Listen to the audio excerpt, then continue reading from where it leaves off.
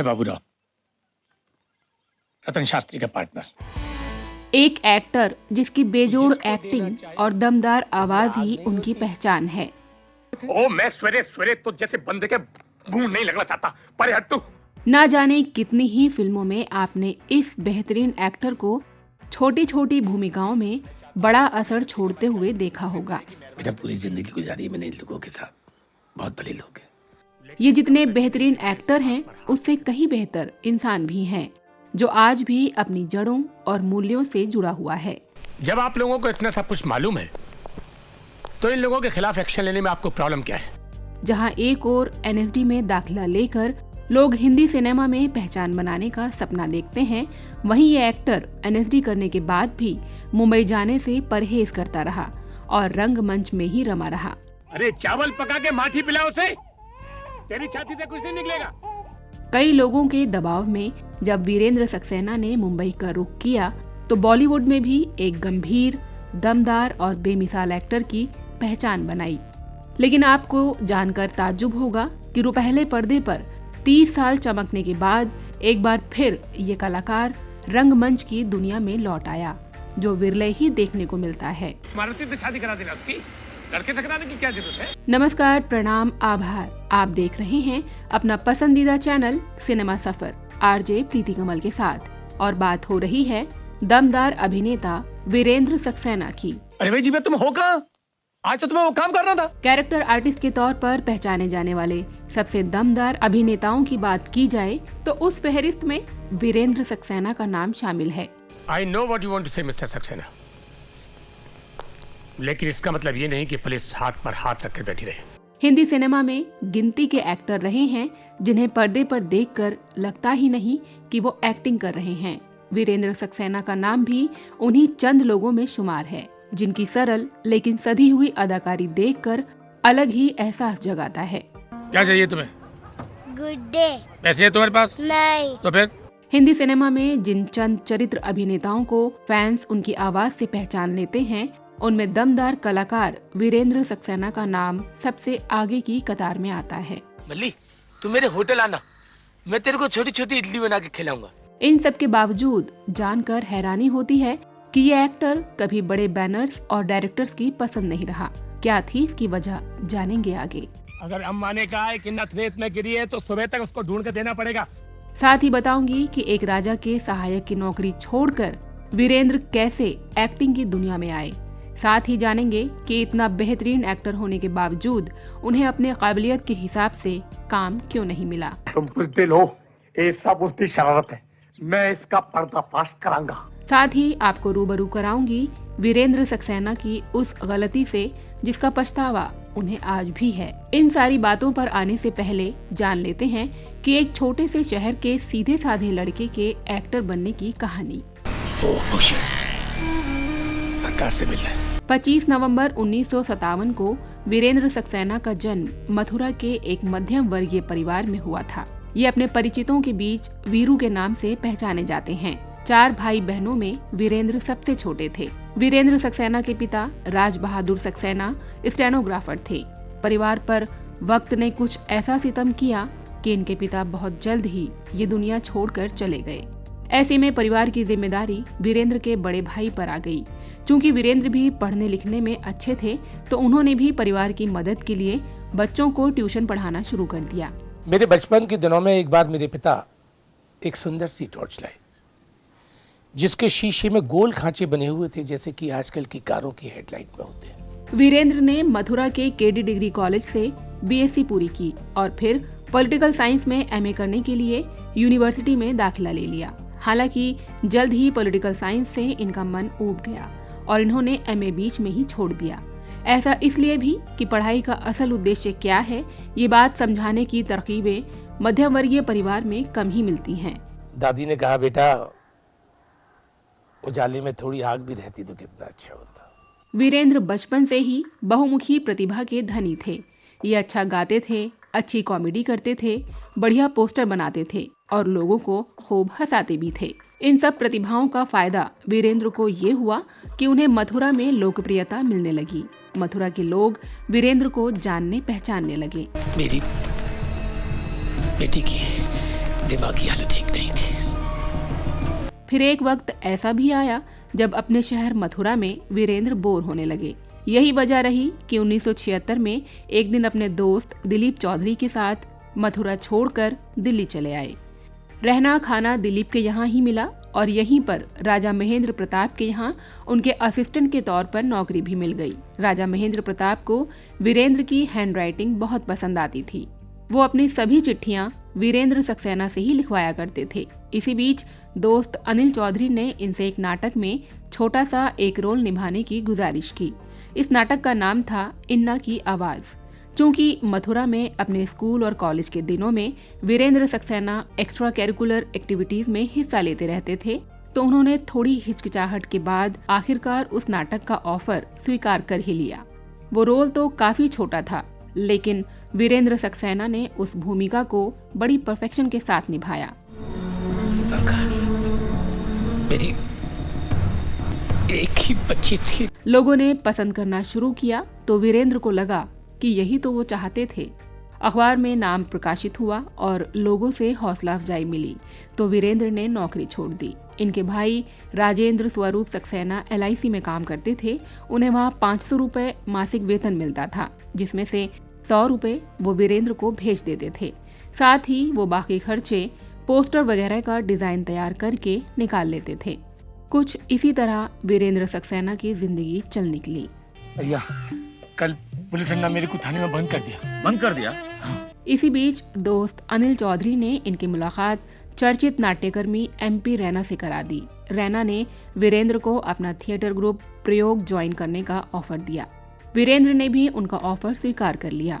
प्रयोग theatre group के साथ मिलकर इन्होंने काफी नाटकों में काम किया। इस ग्रुप के साथ उन्होंने जुलूस नाम से स्ट्रीट प्ले करने शुरू किए। इस संस्था के वीरेंद्र ने करीब 500 शोज में हिस्सा लिया। उस समय रंगकर्मी सुधीर मिश्रा, उनके भाई सुधांशु, मशहूर पत्रकार रहे विनोद दुआ जैसे काफी जाने पहचाने चेहरे इस प्रयोग ग्रुप का हिस्सा रहे। बाद में MP रैना के साथ कुछ लोगों की वजह से गलतफहमी हो गई तो वीरेंद्र ने प्रयोग ग्रुप को छोड़कर नया ग्रुप संभव बना लिया। मेरी मरी हुई बेटी का। इसी दौरान किसी ने इन्हें सलाह दी कि इन्हें नेशनल स्कूल ऑफ ड्रामा से एक्टिंग का कोर्स कर लेना चाहिए। वो सलाह इन्हें पसंद आई। इन्होंने NSD में दाखिले का प्रयास किया, लेकिन पहली दफा में इन्हें दाखिला नहीं मिला।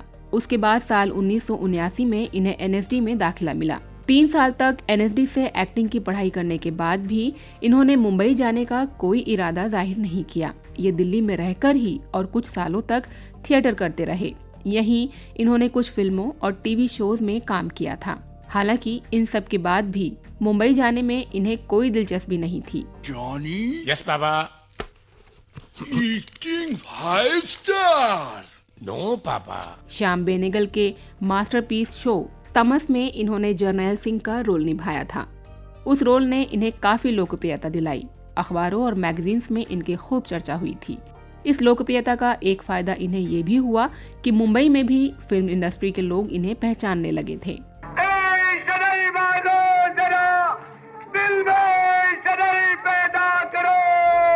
नाटकों के जरिए अपनी पहचान बनाने में सफल रहे वीरेंद्र सक्सेना को दिल्ली में रहते हुए फिल्मों में काम मिलना शुरू हो गया और फिर आया उनके करियर का टर्निंग पॉइंट।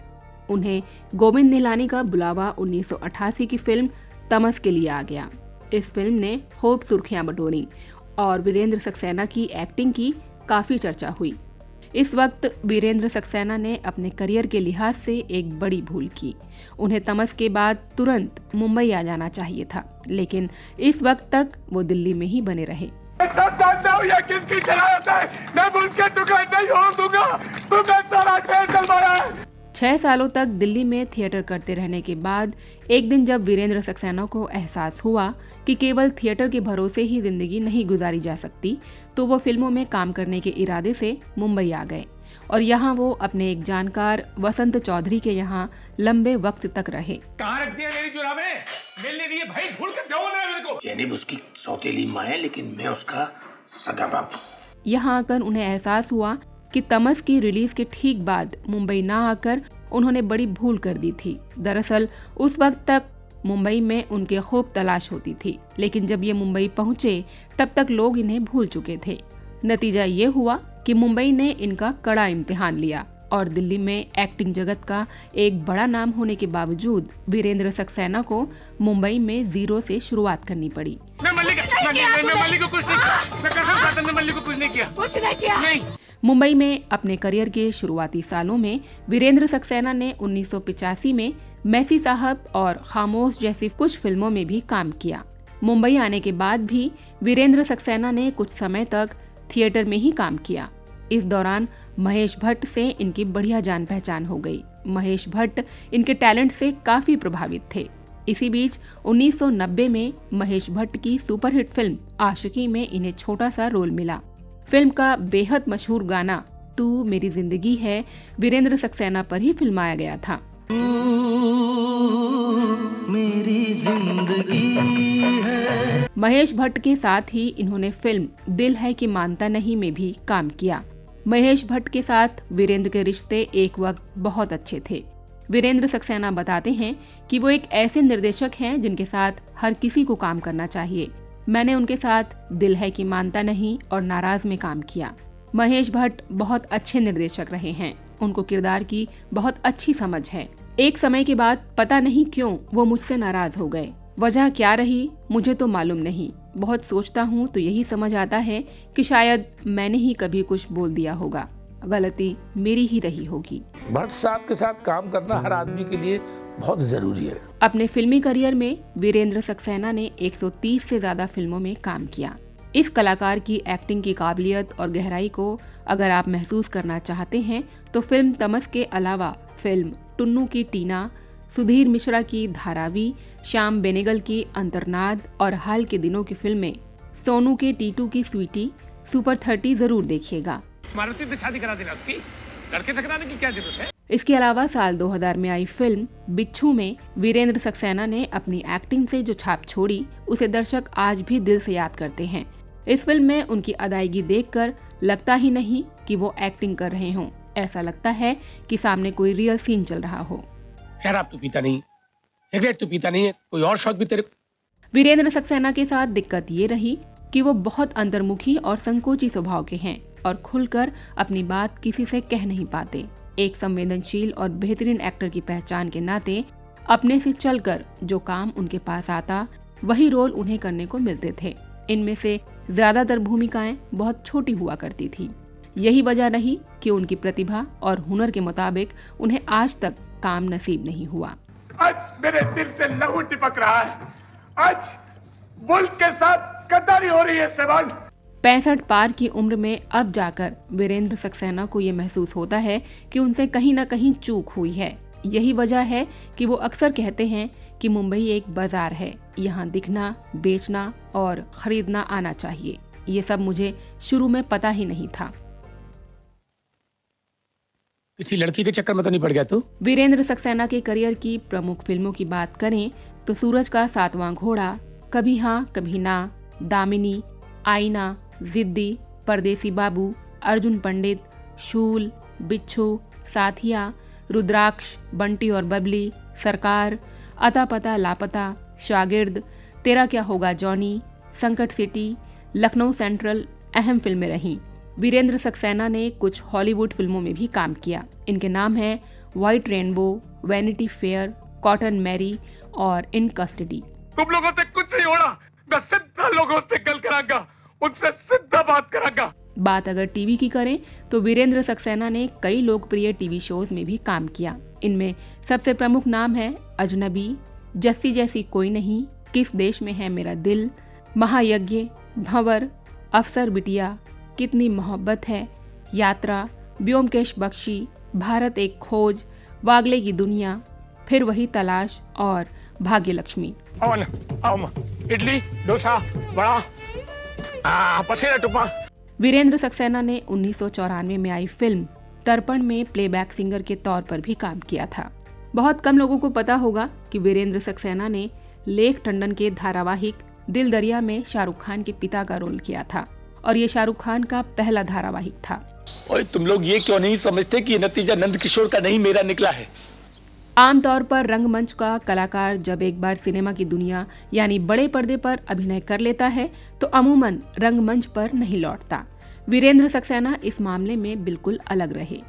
130 से ज्यादा फिल्मों में अभिनय करने के 30 साल बाद वो रंगमंच पर लौटे। इसकी कहानी भी बड़ी दिलचस्प है। दरअसल उनकी पत्नी समता सागर ने जब अपने लिखे नाटक जाना था रोशनपुरा के जरिए वीरेंद्र से थिएटर की दुनिया में लौटने की चर्चा छेड़ी तो वो दुविधा में फंस गए। उनके मन में सवाल था कि क्या 30 साल बाद भी वो मंच पर पहले की तरह परफॉर्म कर पाएंगे।